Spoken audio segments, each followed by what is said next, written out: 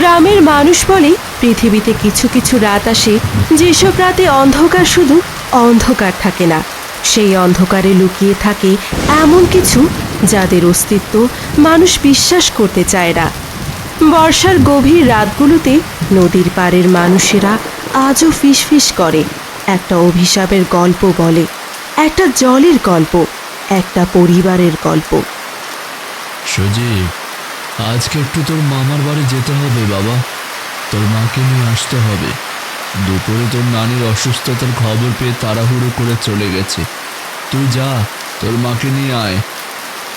বাবা, আজকে যাওয়া আমার পক্ষে সম্ভব না। মাঠে অনেক কাজ পড়ে আছে। বৃষ্টির কারণে ধানের জমিতে পানি উঠে গেছে। আজকে না গেলে সব ফসল নষ্ট হয়ে যাবে। ঠিকই বলেছিস। সংসারে একসাথে সব দিকে সামলানো কঠিন হয়ে গেছে। এখন তাহলে কি করব? আচ্ছা বাবা, তুমি চিন্তা করো না, আমি কাল সকালে গিয়ে মাকে নিয়ে আসব। না না, তোর কষ্ট করা লাগবে না, আমি যাচ্ছি। আমি এখনই বেরিয়ে পড়ব নদীতে। কিছু মাছ ধরে তারপর তোর মামাদের বাড়িতে যাব। এরপর তোর মাকে নিয়ে চলে আসবো। তুমি মাছ ধরে মামার বাড়িতে যেতে যেতে তো রাত হয়ে যাবে। এত রাতে বাড়ি ফিরবে কি করে? আরে চিন্তা করিস না, কিছুই হবে না। তুই ফসলগুলোর দিকে খেয়াল দে। আমি তোর মাকে নিয়ে যত রাত হোক চলে আসবো। আচ্ছা ঠিক আছে বাবা।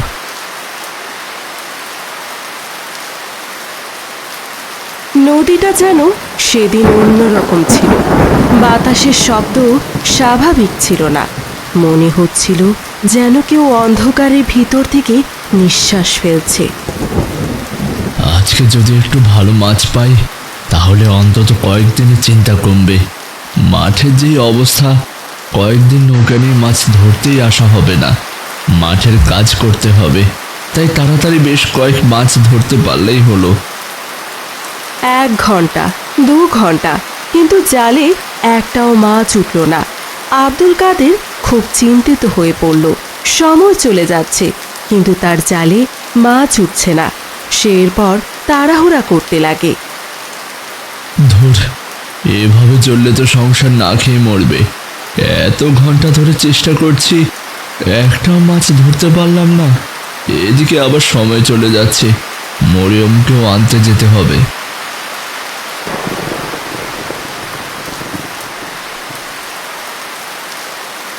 এইটা আবার কি?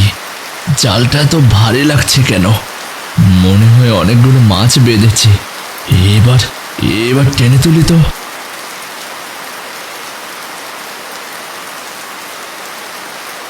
আলহামদুলিল্লাহ। আল্লাহ, এত বড় বড় মাছ! যাক, এত ঘন্টার পরিশ্রমের ফল এবার পেলাম। হঠাৎ করে যেন নদীর সব মাছ তার জালে ধরা দিতে শুরু করলো। মনে হচ্ছিল কেউ যেন ইচ্ছে করে তাকে মাছ দিচ্ছে।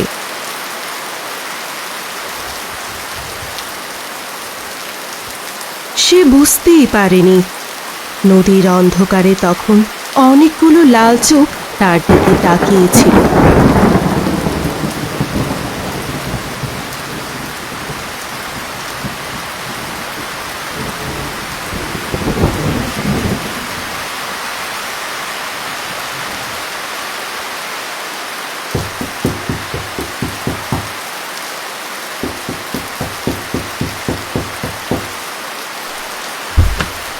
আরে দুলা ভাই, হঠাৎ এই ঝড়ের রাতে আইছেন? হ্যাঁ, মরিয়মকে নিতে আসলাম। বাড়িতে ছেলে মেয়েগুলো অপেক্ষা করছে। বাবা, আজকে যাইও না। আমার কেন জানি ভালো ঠেকতাছে না। এত রাতে যাইও না। আমি ভাত আর মাছ রান্না করছি, আপনাকে না খাওয়াইয়ে কোথাও যাইতে দিচ্ছি না। আগে খাবেন, তারপর যাবেন। ওগো, শোনো না, যখন এত করেই বলতাছে থেকে যাও না। আচ্ছা ঠিক আছে, তোমরা যখন এত জোর করছো খেয়ে যাচ্ছি, কিন্তু আমরা থাকবো না। তাড়াতাড়ি বাড়ি ফিরতে হবে।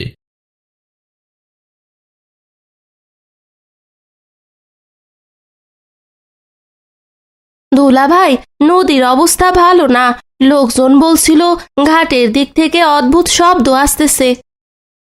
কিসের শব্দ? বলতেছিল কেউ কাঁদতাছে, আবার শিয়ালের ডাকও।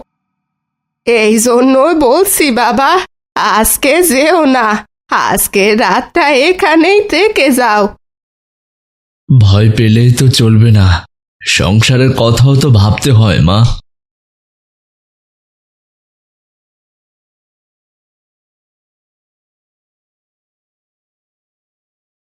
তোমাকে কত করে বললাম আজকে না বেরোলেই পারতা। এখন এসব বলে লাভ নেই, তাড়াতাড়ি হাঁটো, অনেক রাত হয়ে আসছে, এদিকে ঝড়ও লাগছে, তাড়াতাড়ি বাড়ি ফিরতে হবে। আমার খুব ভয় করতাছে, মনে হচ্ছে কেউ আমার পিছনে হাঁটতাছে, কানের পাশে কেমন জানি শব্দ করতাছে। ফিরে যা, ফিরে যা, ওখানে যাস না, ওখানে যাস না, বিপদ, ওখানে মহা বিপদ।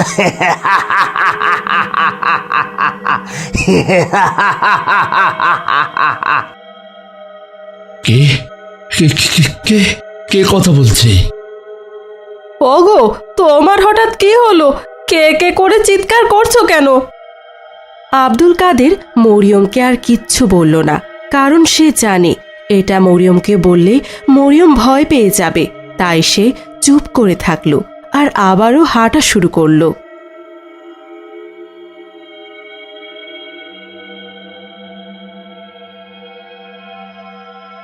ঘাটে যাস না, যাস না ঘাটে।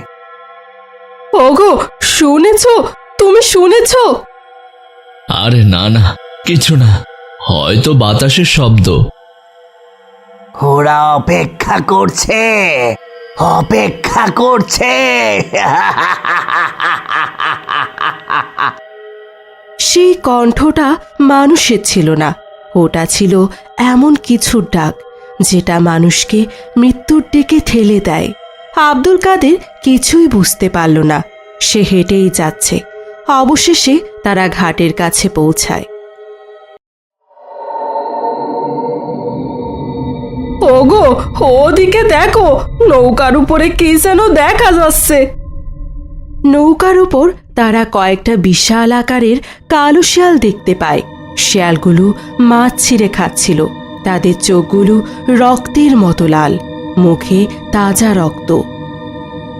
হারামজাদা, আমার মাছ খাস? এতগুলো শিয়ালকে মাছ খেতে দেখে আব্দুল কাদেরের মাথা গরম হয়ে যায়। আর এত কষ্টে ধরা মাছগুলো শিয়ালেরা খাচ্ছে, এটা দেখে সে একটা বড় লাঠি নেয় এবং ধেয়ে যায় তাদের দিকে। লাঠি দেখে সব শিয়ালেরা সেখান থেকে পালিয়ে যায়, কিন্তু একটা ছোট শিয়ালের বাচ্চা আটকা পড়ে যায়।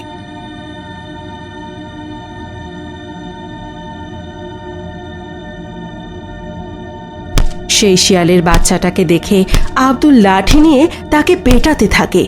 শিয়ালের বাচ্চাটা চিৎকার করতে থাকে, আর খাবি, আর খাবি? ঠিক তখনই আশেপাশের ঝোপ থেকে অসংখ্য জ্বলন্ত চোখ দেখা গেল, আর ভয়ঙ্কর শিয়ালের ডাক চারপাশ কাঁপিয়ে দিল।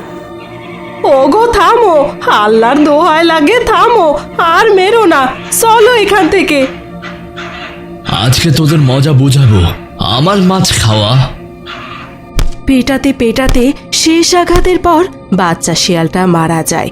আর ঠিক তখনই আকাশে ভয়ঙ্কর বজ্রপাত হলো।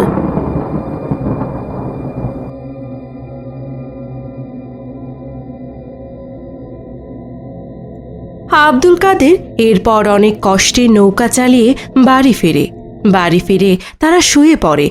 হঠাৎ মরিয়ম বলে ওঠে, ওগো, তুমি আজকে যা করলে আমার মনটা খুব খারাপ হয়ে গেছে। এত রাতে একটা ছোট প্রাণীকে এভাবে পিটিয়ে মারা ঠিক হয়নি। আমি যখন শিয়ালের বাচ্চাটার চিৎকার শুনছিলাম, আমার বুকটা ফেটে যাচ্ছিল। আমার মনে হচ্ছিল ওরা আমার দিকে তাকিয়ে আছে। আমি জানি আমার ওইভাবে মারা উচিত হয়নি, কিন্তু তখন আমার মাথা ঠিক ছিল না। এত কষ্ট করে ঝড়ের মধ্যে মাছ ধরলাম, আর দেখি সব মাছ ওরা খেয়ে শেষ করে দিচ্ছে। আমার মাথায় রক্ত গরম হয়ে গেছিল, তখন আর কিছু বুঝিনি। শিক্ষা দিতে গিয়ে নিজের সংসার শেষ করে ফেলো। তুমি বুঝতেছো না, আজকে যা দেখেছি ওইগুলো সাধারণ শিয়াল না। আমি জীবনে অনেক শিয়াল দেখেছি, কিন্তু ওইগুলোর চোখ, ওইগুলোর চাহনি মানুষের মতো ছিল। আমার খুব ভয় লাগতাছে, মনে হইতাছে সামনে বড় কোনো অমঙ্গল কিছু অপেক্ষা করতাছে। এইসব চিন্তা বাদ দাও, রাত বেশি হয়েছে, ভয় পেলে ভয় আরো বাড়বে। ঘুমিয়ে পড়ো। তুমি তো ঘুমাইতেই পারবা, আমি তো চোখ বন্ধ করলেই ওই ডাক আমার কানে বাজতাছে।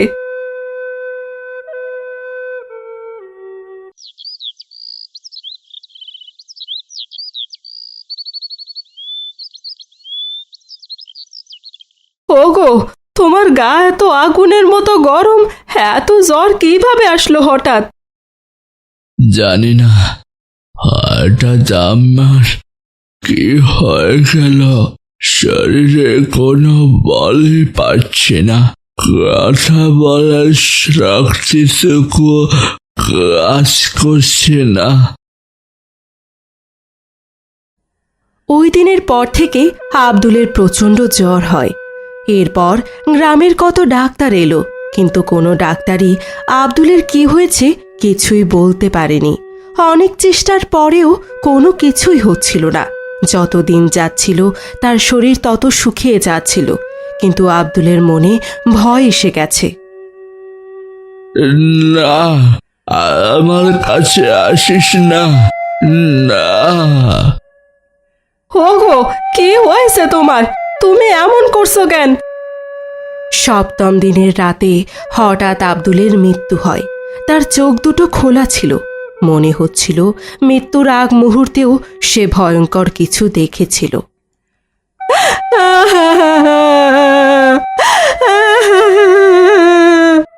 আমারে একা বেলায় কেন সইলা গেলা? আমি এখন ছেলে মেয়েগুলারে নিয়ে কিভাবে বাঁচমু? বাবা, তুমি কথা বলো বাবা, উঠো, উঠো বাবা।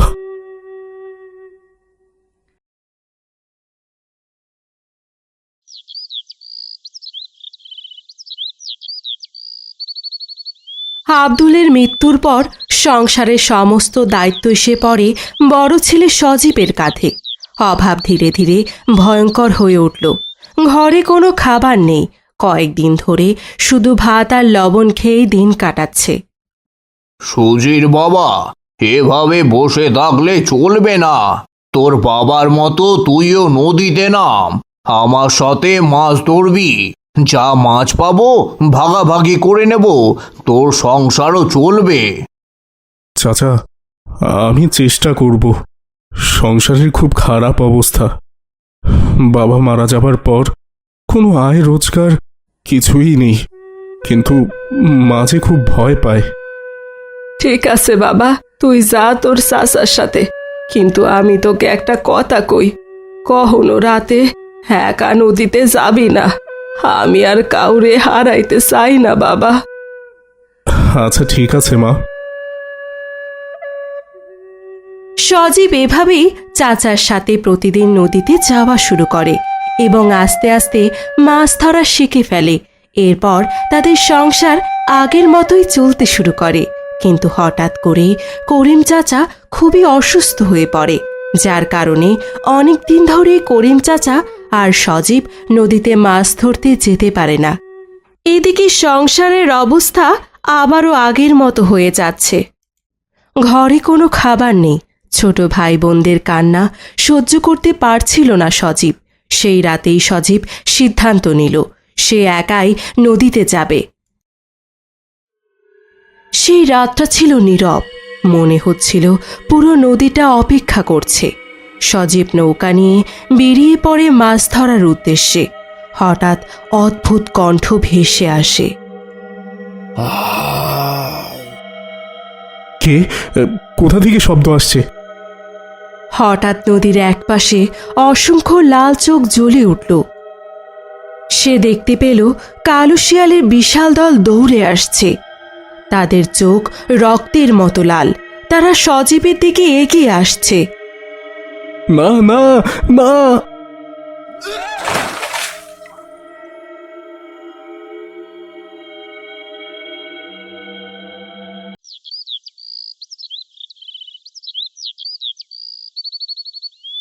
এর পরের দিন সকালে নদীর ঘাটে মানুষের ভিড় জমে গেল। সজীবের ক্ষত বিক্ষত লাশ ভেসে উঠেছে।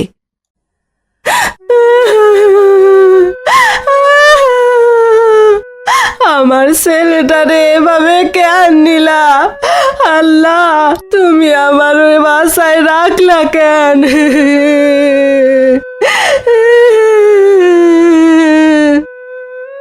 আমারে মাফ কইরা দেন ভাবি, আমি অসুস্থ বইলা সজীবের সাথে যাইতে পারি নাই।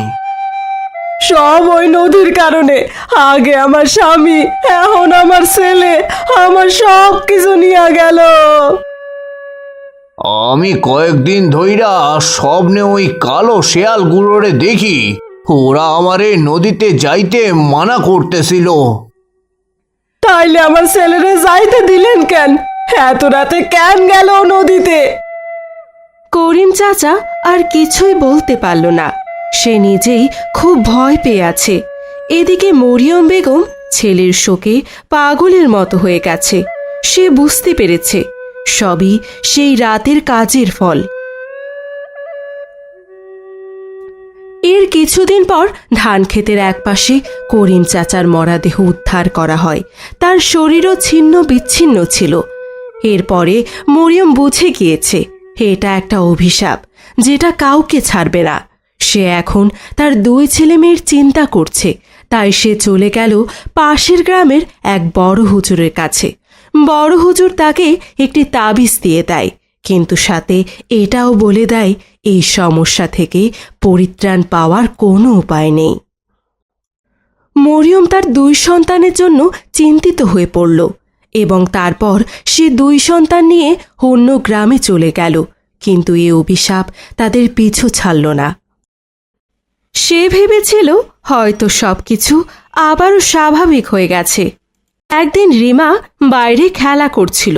ঠিক তখনই তার সামনে আসে সেই কালো শিয়ালের দল। চোখগুলো রক্তের মতো লাল। তারা ক্রমশই রিমার দিকে এগিয়ে আসছে।